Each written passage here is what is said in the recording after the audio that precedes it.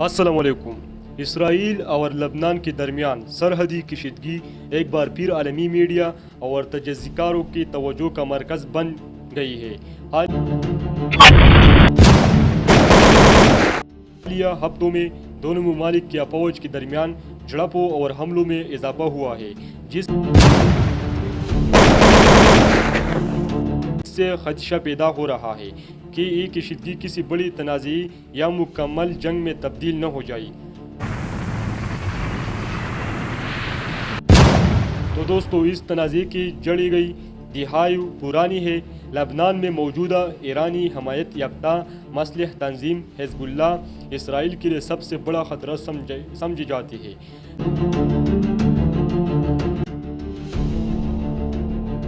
حزب اللہ کی جانب سے جنوبی لبنان میں اسرائیلی سرحد کے قریب عسکری تنصیبات قائم کی گئی ہے، جبکہ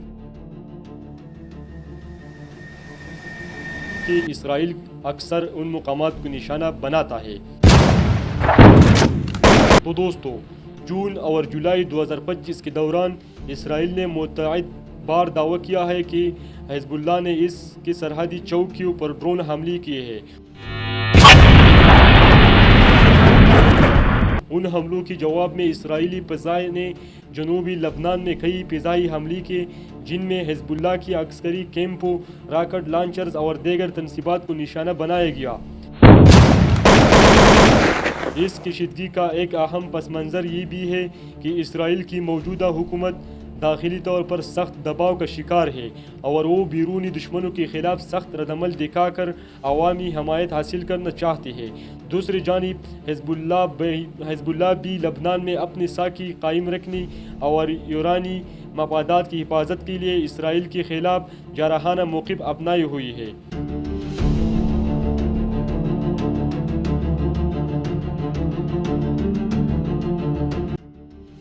لبنان کی حکومت نے اقوام متحدہ سے اپیل کی ہے کہ اسرائیل کی سرحدی خلاف ورزی کو روکا جائے اور عالمی برادری اس کشیدہ صورتحال میں مداخلت کرے۔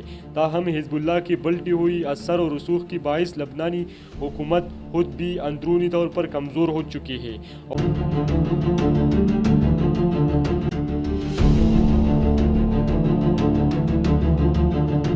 اور حزب اللہ کی کارروائیوں پر کنٹرول رکھنے سے قاصر دکھائی دیتی ہے۔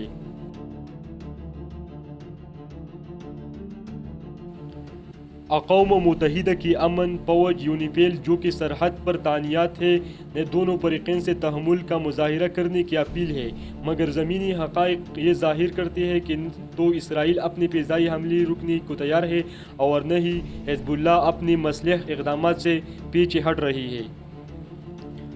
اس صورتحال سے سب سے زیادہ متاثر سرحدی علاقے کے عام شہری ہو رہی ہے۔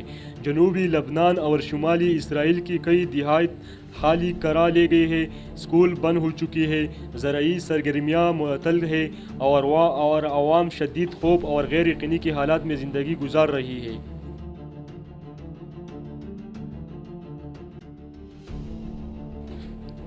اسرائیل وزیر دفاع نے اپنی حالیہ بیان میں واضح طور پر کہا کہ اگر حزب اللہ نے حملے جاری رکھے تو اسرائیل بھرپور اور مکمل جنگ کے لیے تیار ہے۔ دوسری جانب حزب اللہ کی سیکرٹری جنرل حسن نصر اللہ نے کہا ہے کہ اسرائیل اگر حملہ کرے گا تو ہم بھرپور جواب دیں گے اور پورے شمالی اسرائیل کو میدان جنگ بنا دیں گے۔ تجزیہ نگاروں کے مطابق اگر یہ کشیدگی مکمل جنگ میں تبدیل ہوتی ہے تو مشرق وسط ایک نئی بحران کا شکار ہو سکتا ہے۔ ایران، جو حزب اللہ کا مرکزی حمایتی ہے، ممکنہ طور پر اس جنگ میں بالاواسطہ طور پر ملوث ہو سکتا ہے، جبکہ امریکہ اور دیگر مغربی طاقتیں اسرائیل کی حمایت میں آگے بڑھ سکتی ہیں۔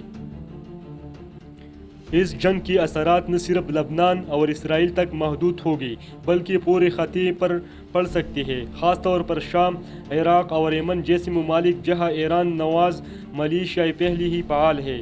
آخر میں یہ سوال اٹھاتا ہے کہ کیا اقوام متحدہ، امریکا، یورپی یونین اور دیگر عالمی طاقتیں اس تنازع کو روکنے کے لیے سنجیدہ اقدام کرے گی، یا یہ سرحدی جھڑپیں ایک اور تباہ کن جنگ کا پیش خیمہ ثابت ہوگی؟ دنیا کی نظری ایک بار پھر مشرقی وسطی کی بارود کے ڈھیر پر لگی ہے، جہاں معمولی چنگاری بھی ایک خوفناک جنگ کو جنم دے سکتی ہے۔ تو دوستو نیکسٹ ویڈیو کے لیے یہ چینل سبسکرائب کریں۔ اللہ پامان۔